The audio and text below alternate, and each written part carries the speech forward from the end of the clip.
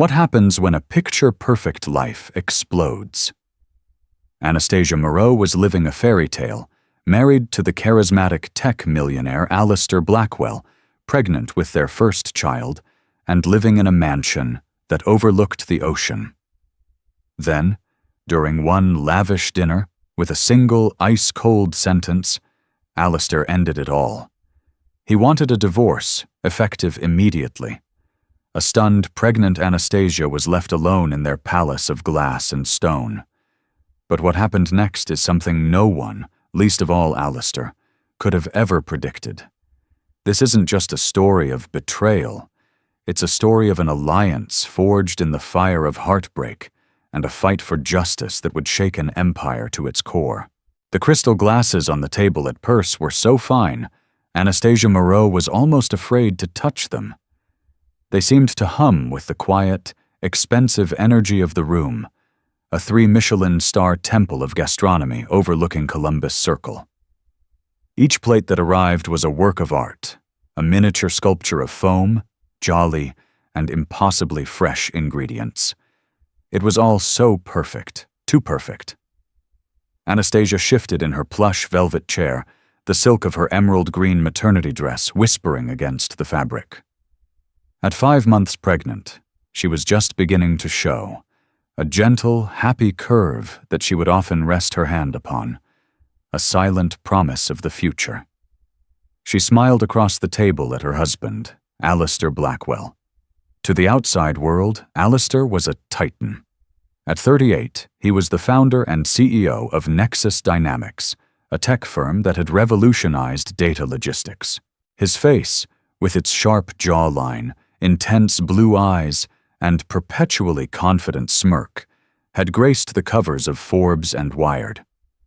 He moved with an economy of motion, a man who believed every second of his time was worth $1,000. To Anastasia, for the past 4 years, he had been the architect of her world. "Is the oysters and pearls to your liking, my love?" Alistair asked, though he didn't look up from his phone. He was scrolling through market data, his thumb moving with practiced speed.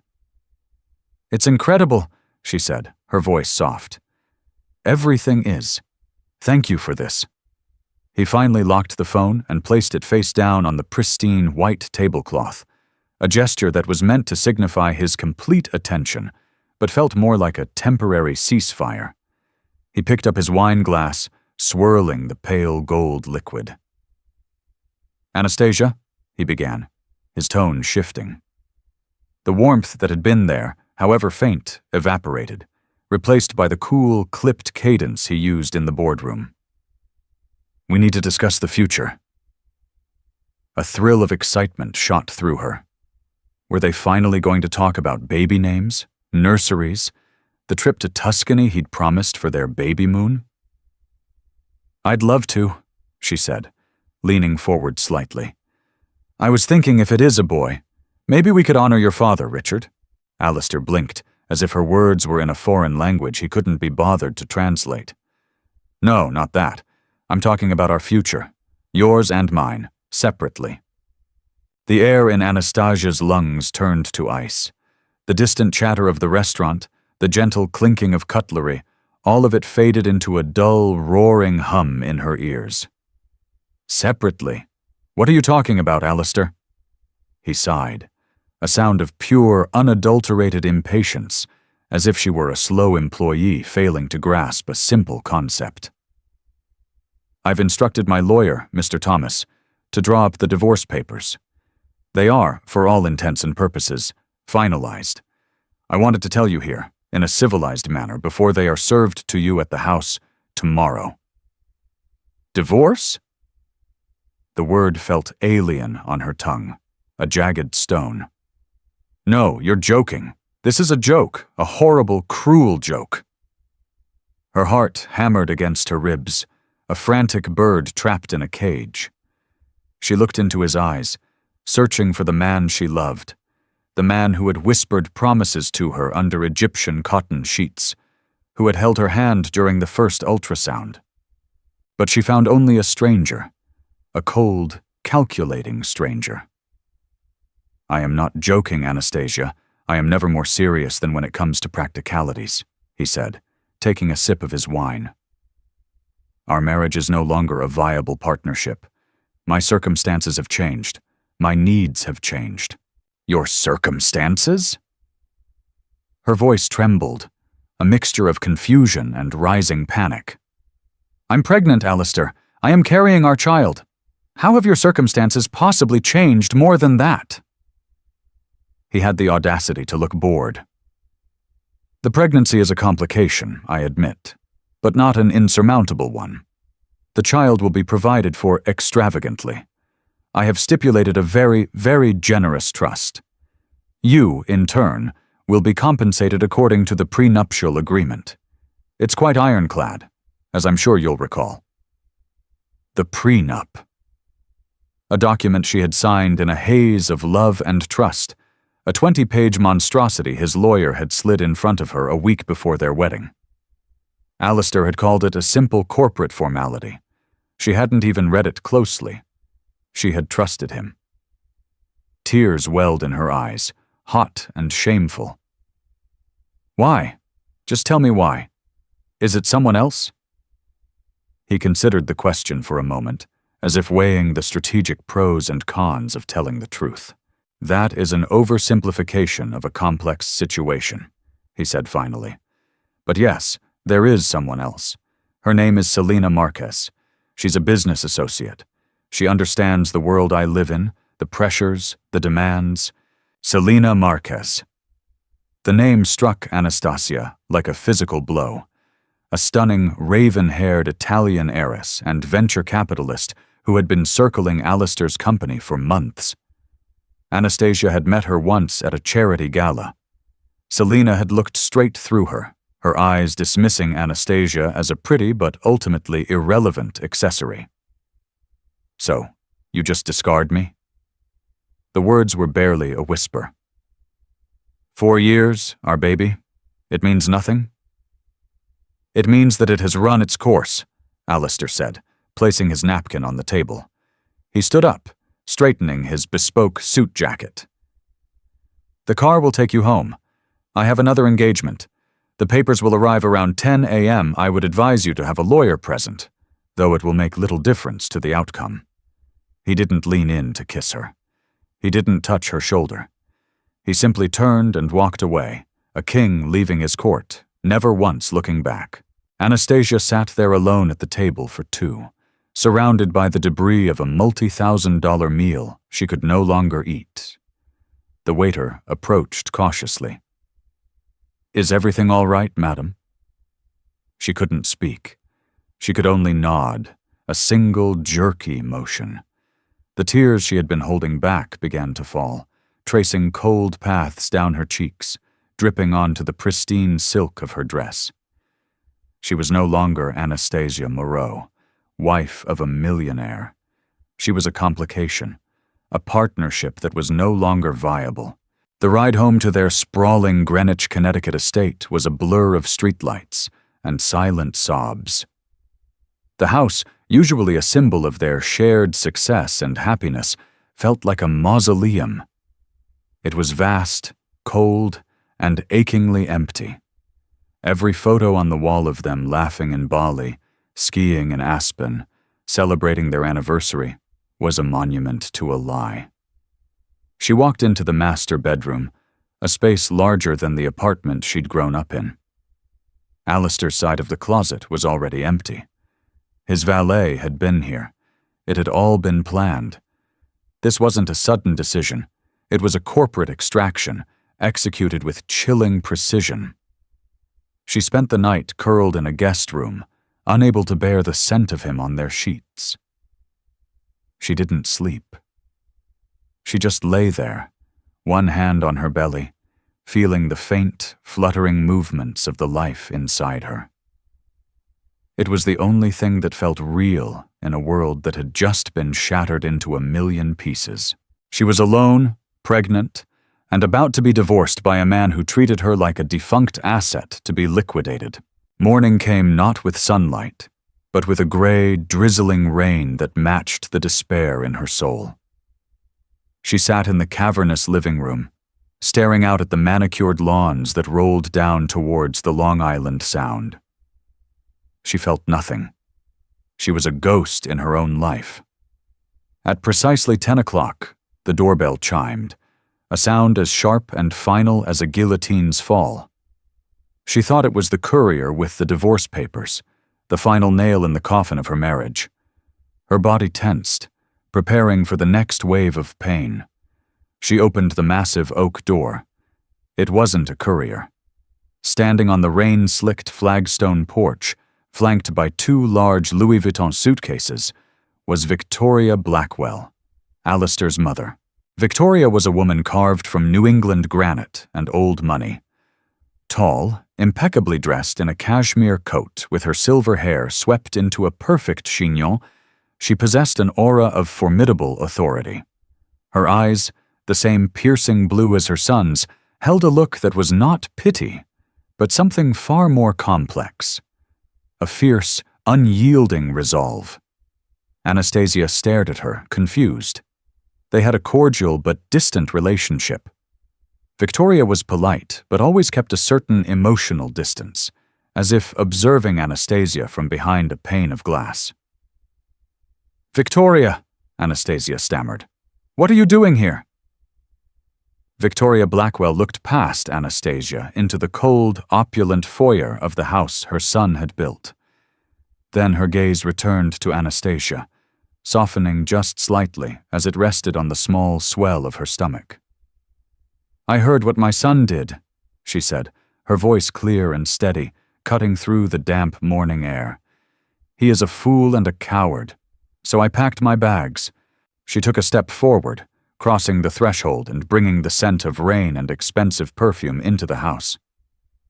"If you'll have me," Victoria Blackwell declared, "I'm moving in." For a long moment, Anastasia could only stare. Victoria Blackwell, standing in the marble-floored foyer of the home her son had just ripped from Anastasia's life, was an impossible apparition. The woman who had always treated her with a polite, almost clinical distance, who sent perfectly chosen impersonal gifts for birthdays and anniversaries, was now standing amidst her designer luggage with the defiant air of a general occupying enemy territory. Anastasia's mind, fogged with grief and exhaustion, struggled to process the scene. Was this a trick? A Trojan horse sent by Alistair to manage the situation, to ensure she signed the papers without a fuss? The Blackwell family, she was learning, operated on a level of strategy she was only just beginning to comprehend. "Move in?" Anastasia finally managed, her voice a whisper. "Victoria, with all due respect, I don't understand. You're his mother." "And you are the mother of my grandchild," Victoria retorted, her gaze unwavering. "That is a blood tie, my dear. A biological fact. A marriage certificate, as you have so brutally discovered, is merely a contract, and my son has just demonstrated what he thinks of contracts." She stepped further into the house, her sharp eyes scanning the cavernous, impersonal space.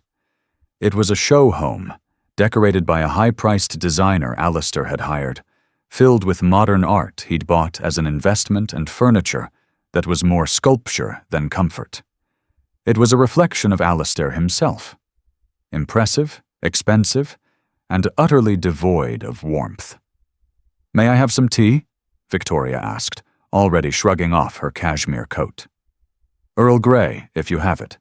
And I suggest you have some chamomile. It will be good for you and for the baby." It wasn't a request. It was a gentle command. Numbly, Anastasia led the way to the state-of-the-art kitchen, a vast expanse of stainless steel and Italian marble that she had never truly felt comfortable in. As she filled the kettle, her hands trembling, Victoria surveyed the room with a critical eye. "This kitchen is absurd," she commented, running a finger along a sterile countertop. "It's designed for caterers, not for people. No soul." Anastasia turned, leaning against the counter, her resolve crumbling. "Why are you really here, Victoria? Did he send you to what? Make sure I don't make a scene?" The question hung in the air between them. Victoria's composed expression finally softened, and for the first time, Anastasia saw a flicker of the woman behind the formidable facade. She saw a deep, weary sadness in her eyes. "Alistair did not send me," Victoria said, her voice losing its crisp edge, becoming something more intimate. "In fact, he would be incandescent with rage if he knew I was here. I imagine he will be soon enough. I telephoned him this morning after I heard the news from a friend on the board of his company. The Selena Marquez situation is apparently common knowledge in their circle," she said, the name uttered with a quiet, venomous disdain. "I told him," Victoria continued, "that if he went through with this cruelty, he would not be just divorcing his wife. He would be severing his relationship with his mother. He called my bluff. He told me I was being overly sentimental. So I am here." The kettle began to whistle, a shrill scream in the quiet house. Anastasia poured the hot water into 2 mugs, her mind still reeling.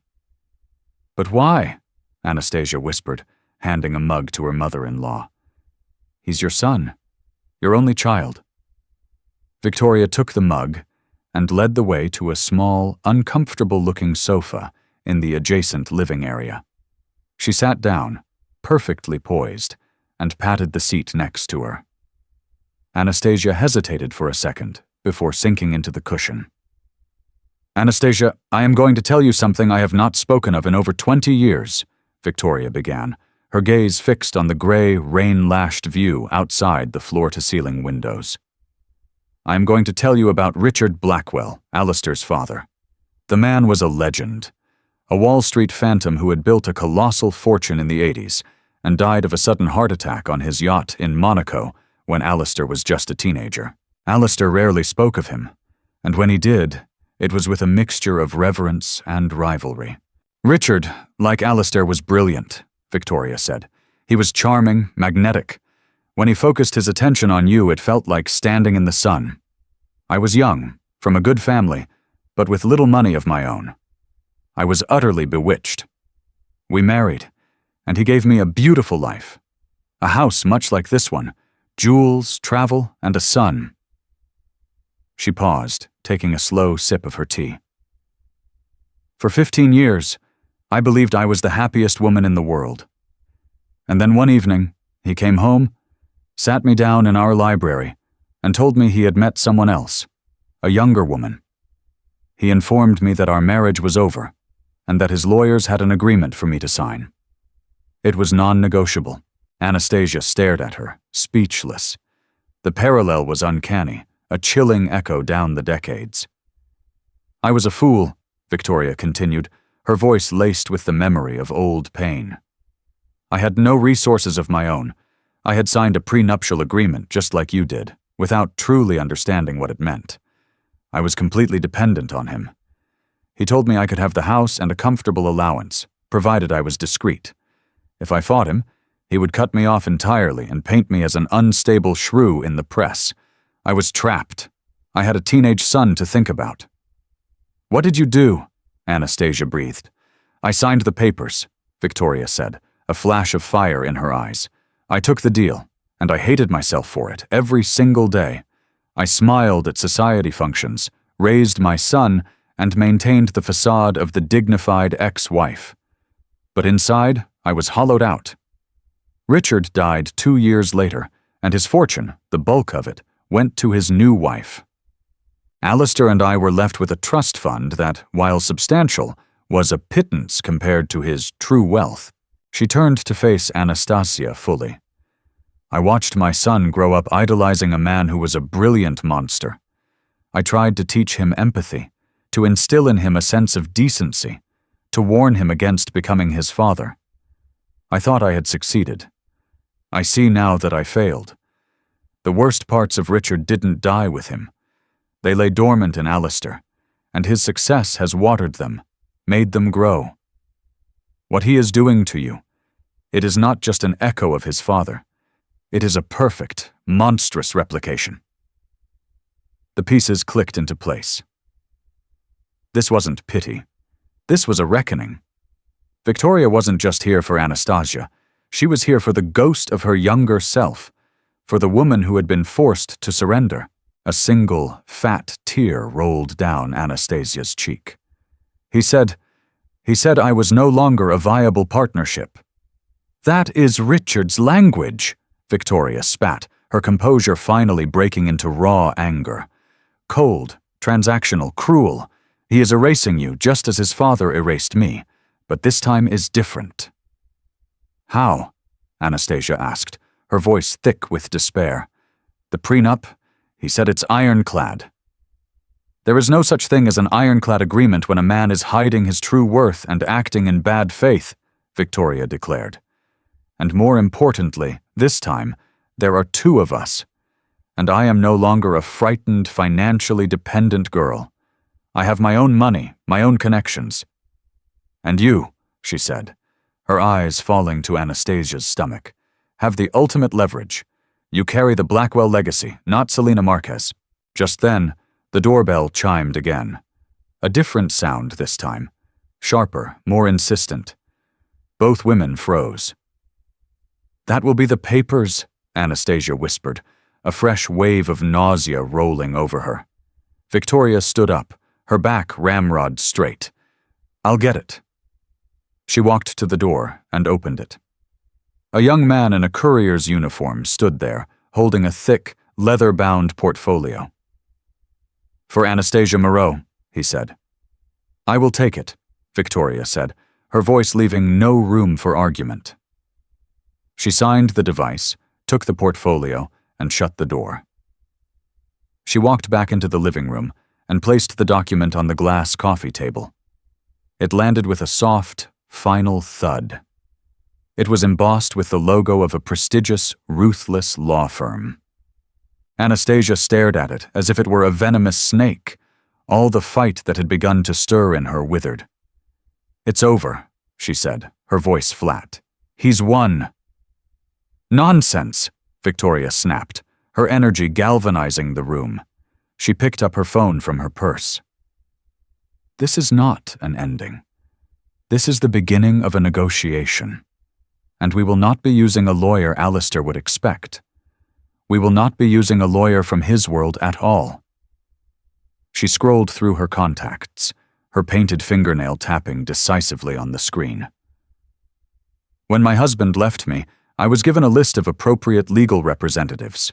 Quiet, dignified men who would manage my surrender gracefully. But there was one name I heard whispered. A woman they told me to avoid at all costs.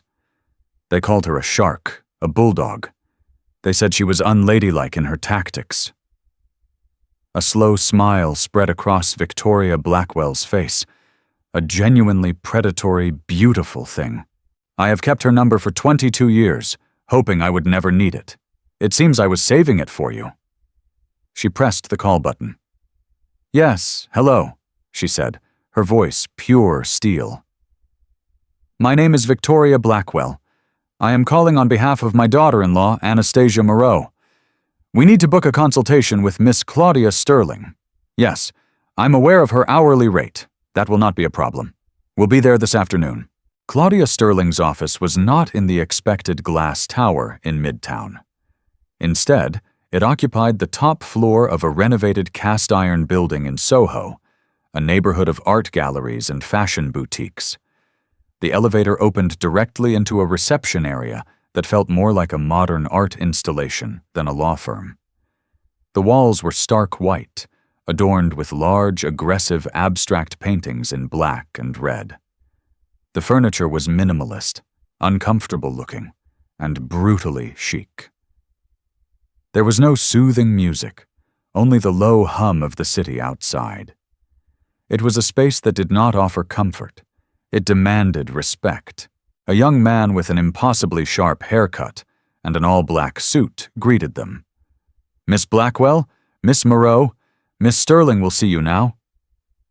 He led them down a hallway to a corner office with panoramic windows, and there, standing against the backdrop of the New York skyline like a general surveying her battlefield, was Claudia Sterling. She was not what Anastasia had expected.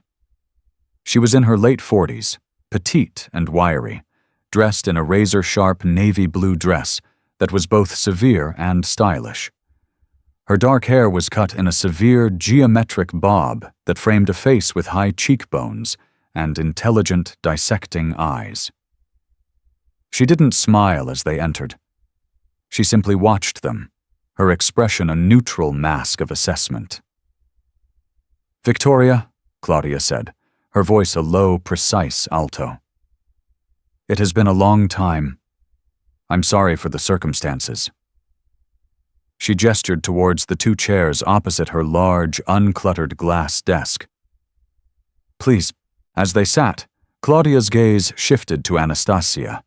It wasn't unkind, but it was intensely analytical, as if she were scanning Anastasia for weaknesses. "Mrs. Moreau," she began, using the formal address, "Victoria has given me the broad strokes.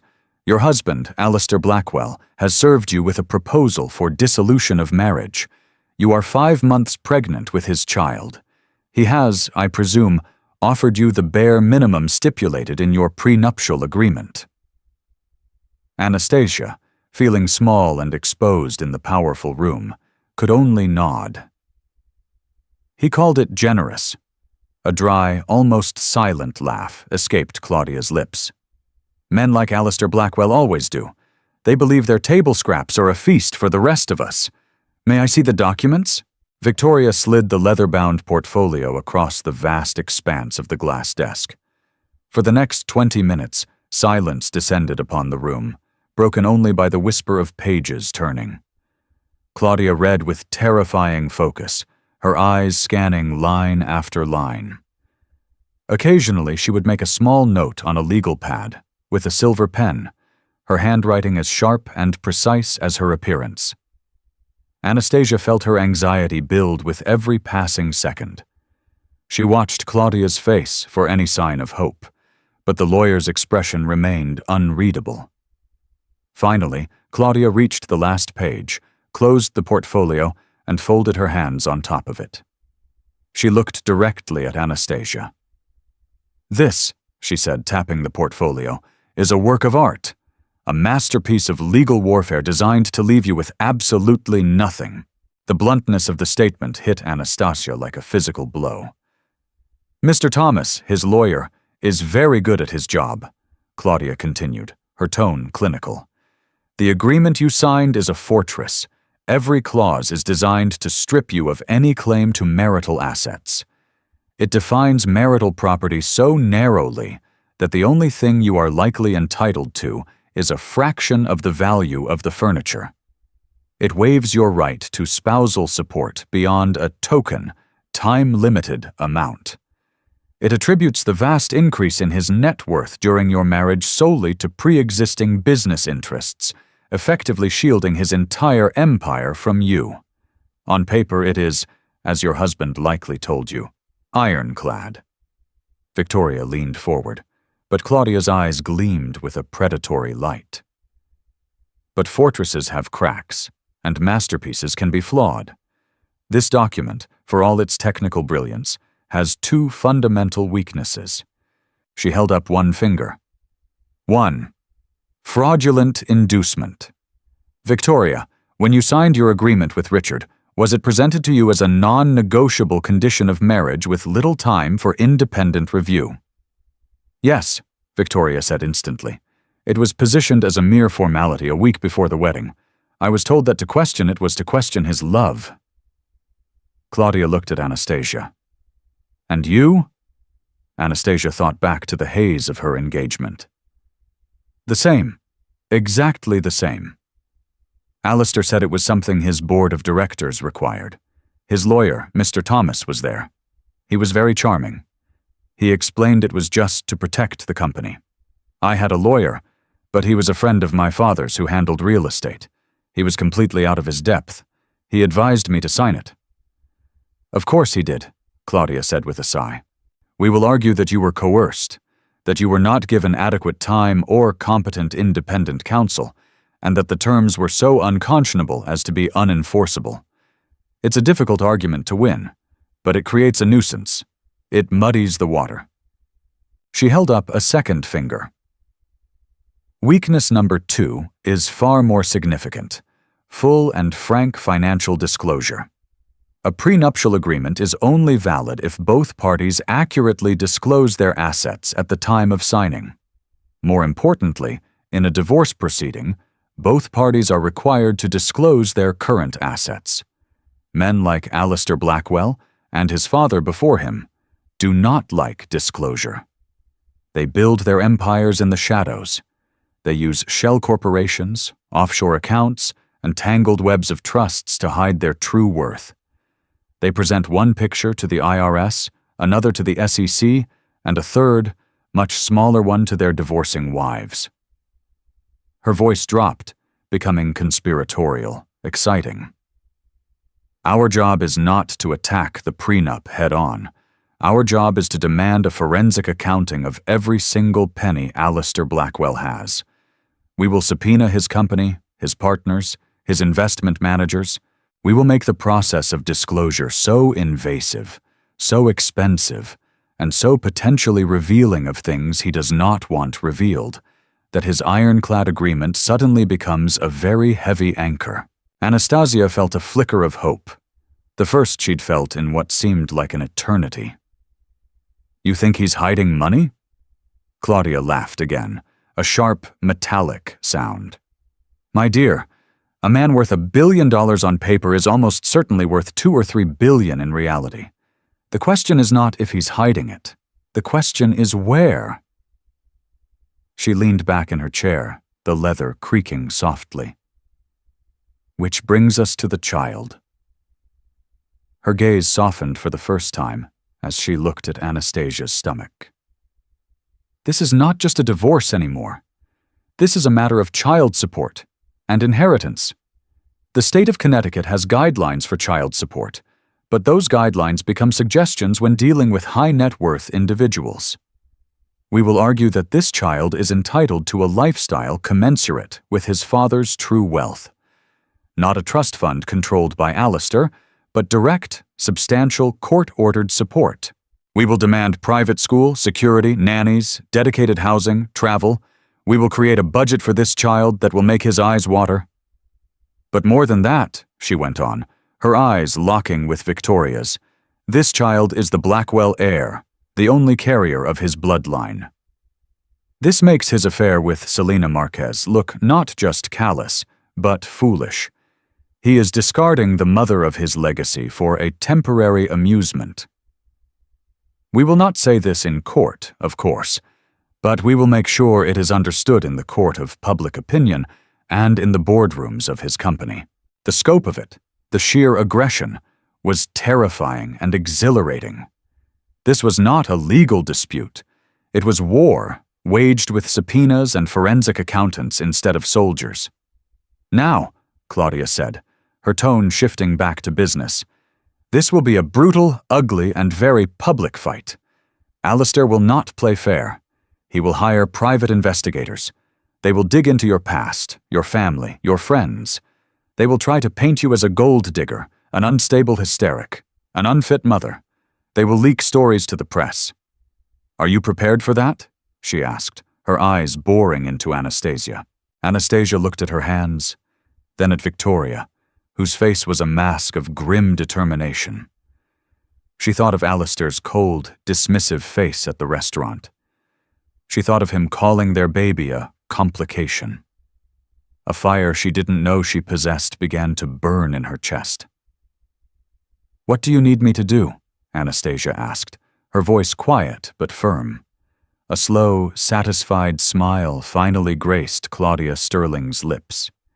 It transformed her face, making her look like the shark the old guard lawyers whispered about.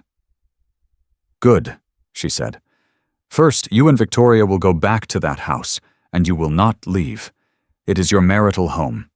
Do not let him intimidate you into leaving. From this moment on, all communication goes through me. You do not speak to him. You do not answer his calls. If he shows up, you do not let him in. You call me.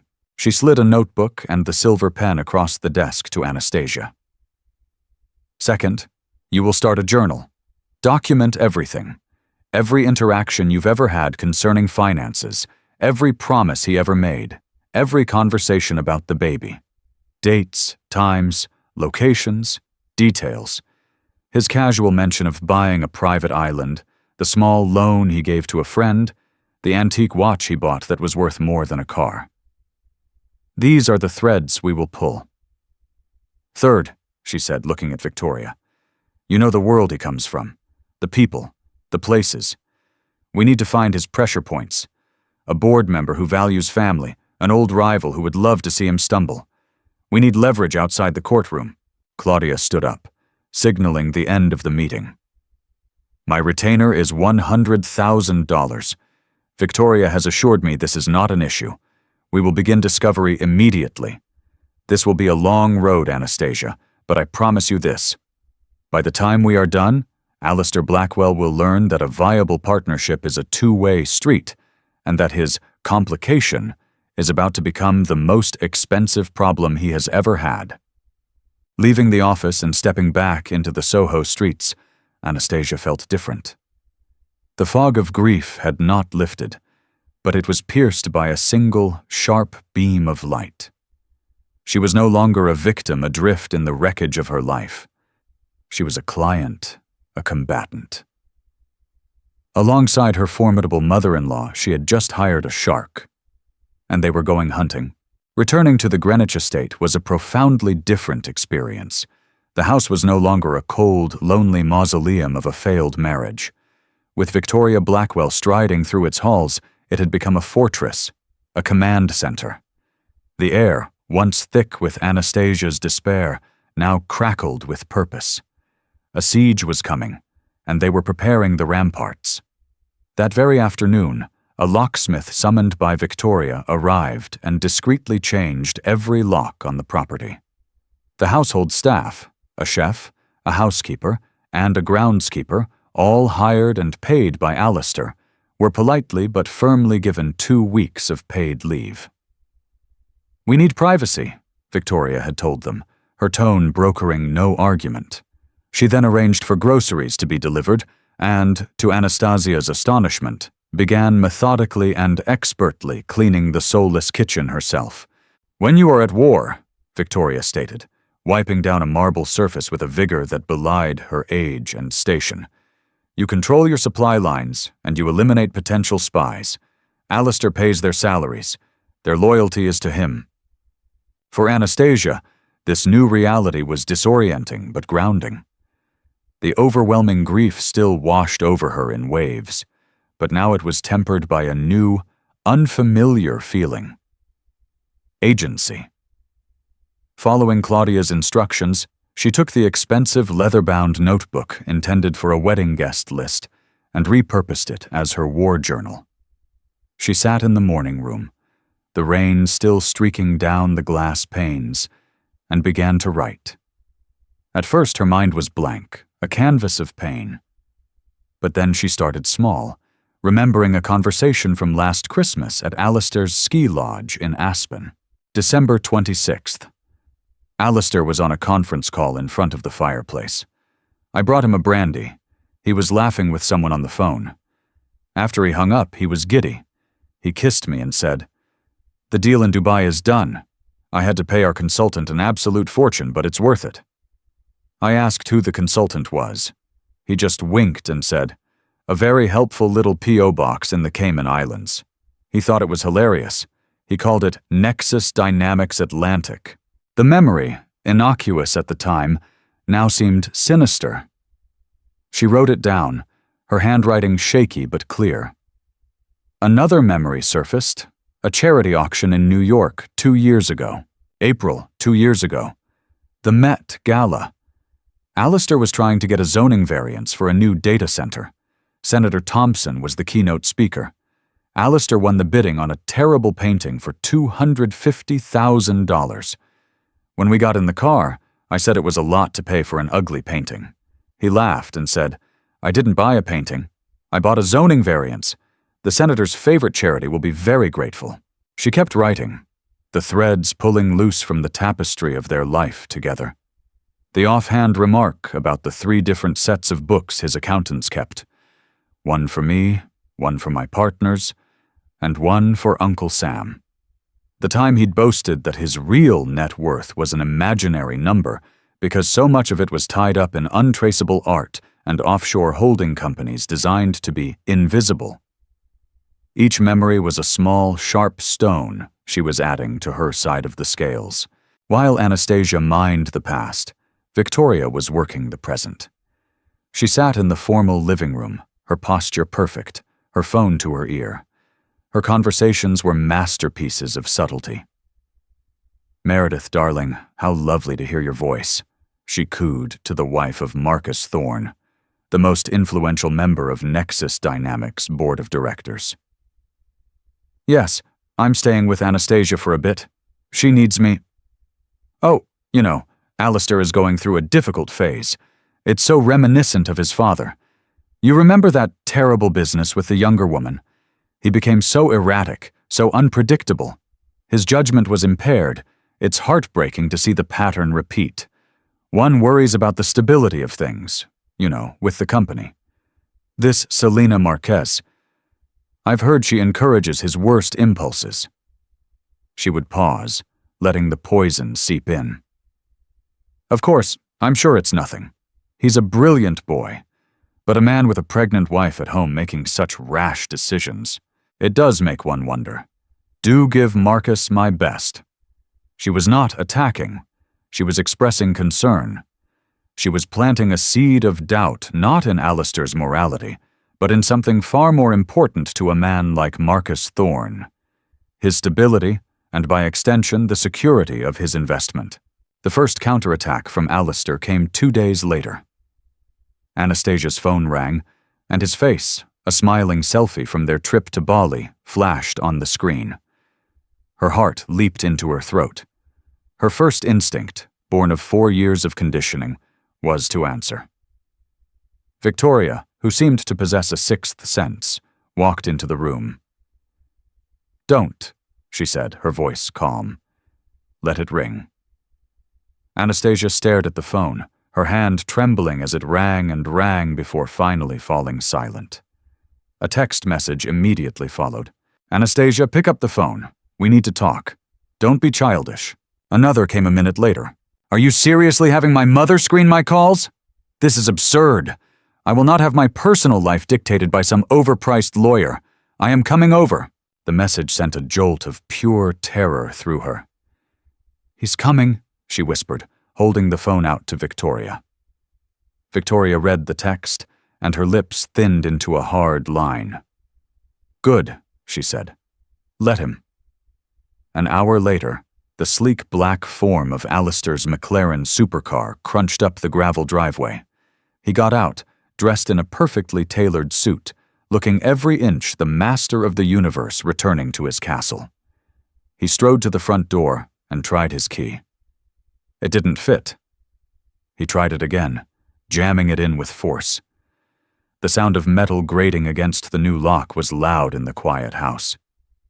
He stepped back, a look of pure disbelief on his face, and pressed the doorbell, a long, angry buzz. Anastasia and Victoria stood in the foyer, watching the video feed from the security camera on a tablet. Alistair's face, handsome and familiar, was twisted into a mask of rage. "Anastasia!" he shouted, his voice muffled by the thick oak door. "Open this door right now! This is my house!" Victoria calmly pressed the button for the intercom. "Alistair," her voice boomed out onto the porch, cool and clear. "You are no longer welcome here. This is Anastasia's marital home." On the screen, Alistair looked as if he'd been slapped.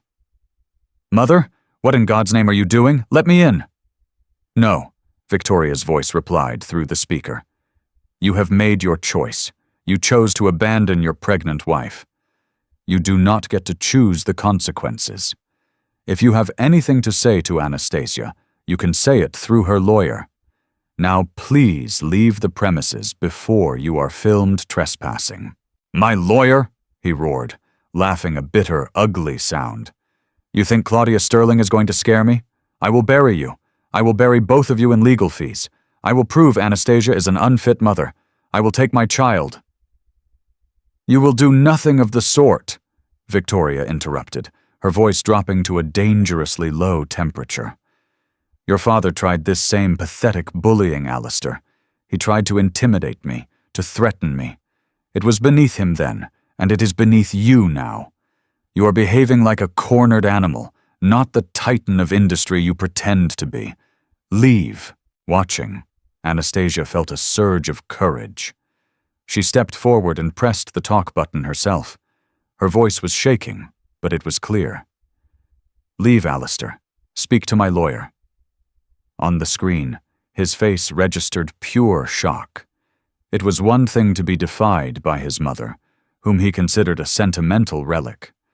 It was another to be defied by Anastasia, the woman he had deemed docile and disposable. He stared at the camera, his blue eyes burning with a cold fire. Then, without another word, he turned on his heel, stalked back to his car, and sped away, spitting gravel from his tires. Anastasia let out a breath she didn't realize she'd been holding, her legs feeling weak. Victoria put a firm, steadying hand on her shoulder. The first charge has been repelled, she said quietly. Well done. The true counteroffensive landed the next day, not at their door, but in the heart of Alistair's empire. In his gleaming office overlooking Manhattan, Alistair was meeting with his lawyer, the smooth and unflappable Mr. Thomas. She's refusing to speak with me, Alistair raged, pacing in front of the windows. They've changed the locks. My mother is in there with her plotting against me.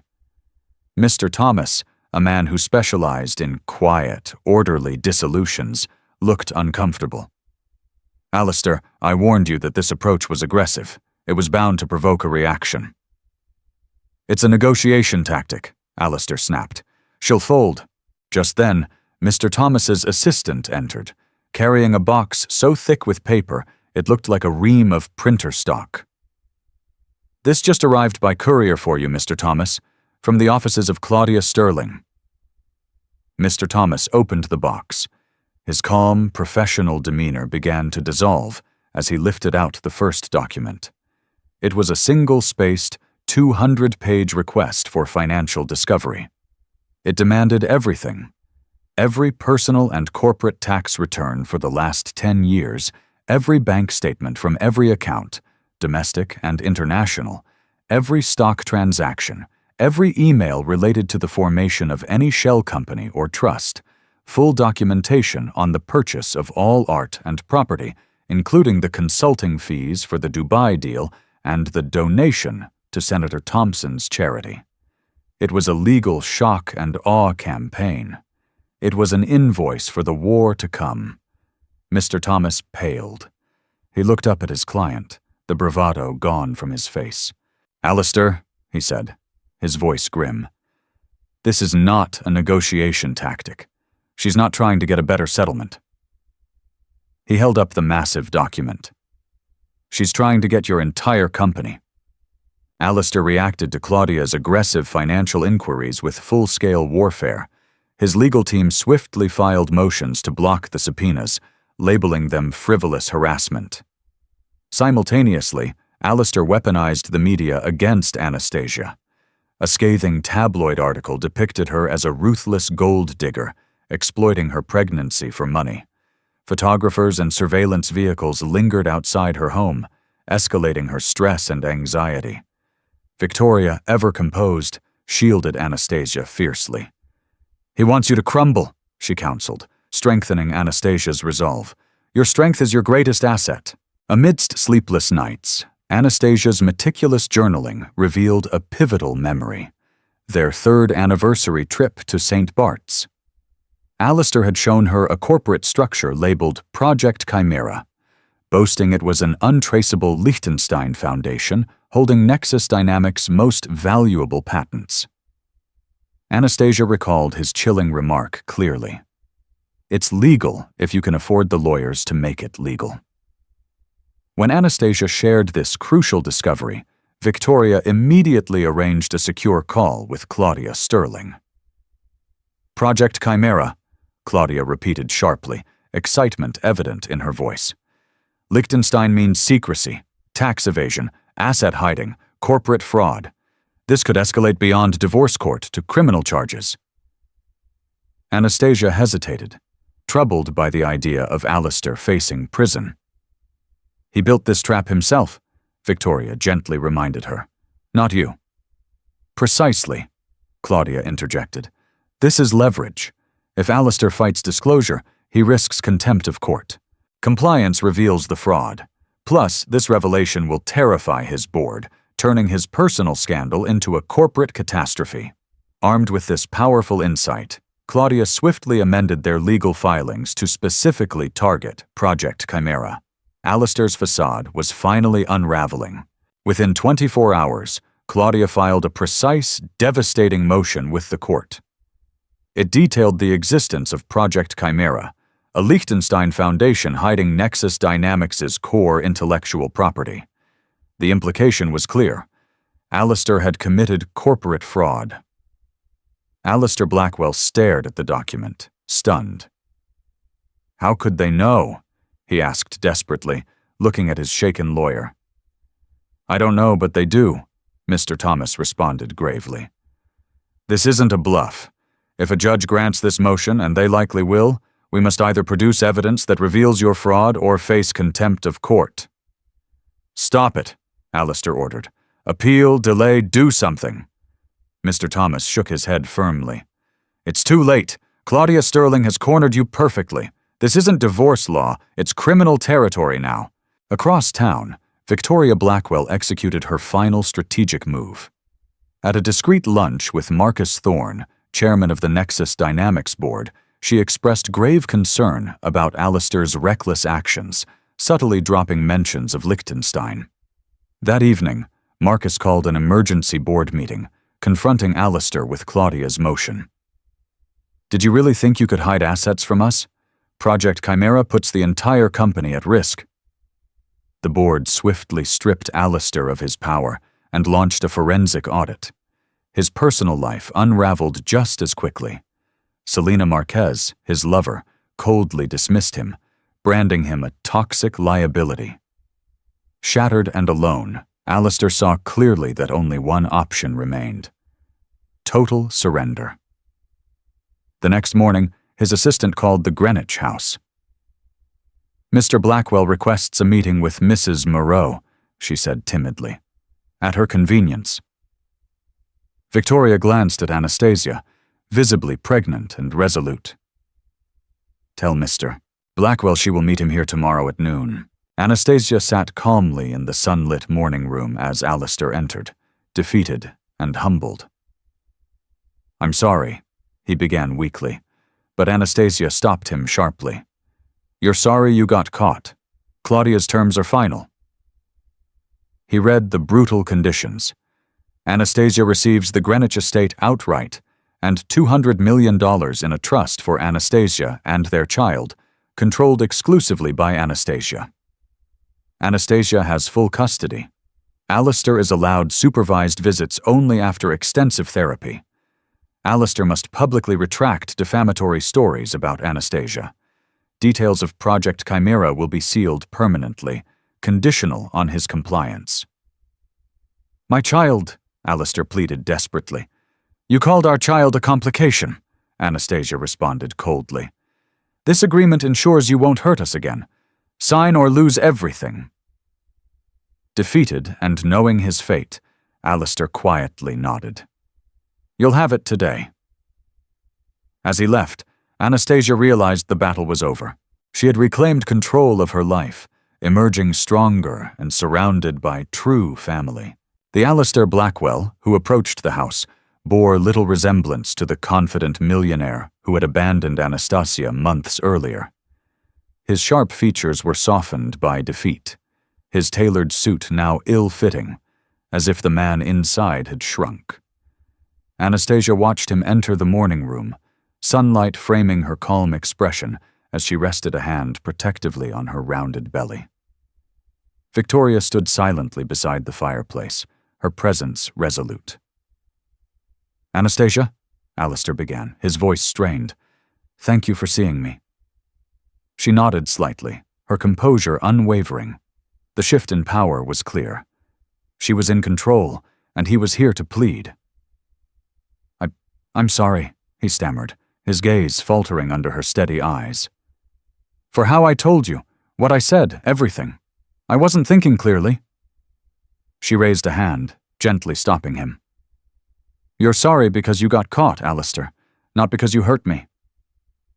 He visibly flinched, the blunt truth piercing his practiced facade. She let the silence linger before calmly sliding a single sheet of paper toward him. Claudia drafted these terms. They're not negotiable. Alistair's hands trembled as he read. The house. Anastasia would retain the Greenwich estate, debt-free. The settlement. $200 million placed in a trust, controlled solely by Anastasia and Claudia Sterling for their child's future. Custody. Anastasia would have exclusive custody.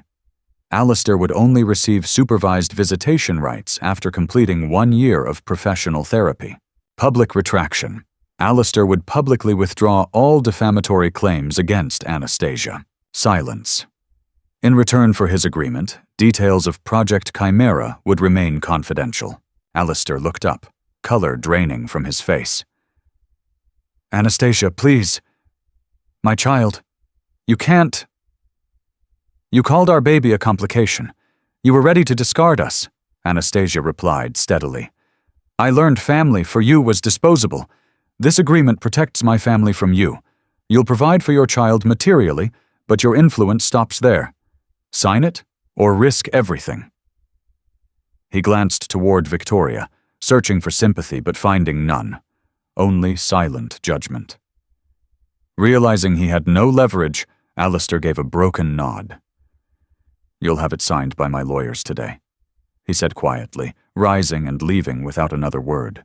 6 months later, the morning room had transformed from a battlefield into a warm, inviting nursery, filled with soft colors and gentle laughter.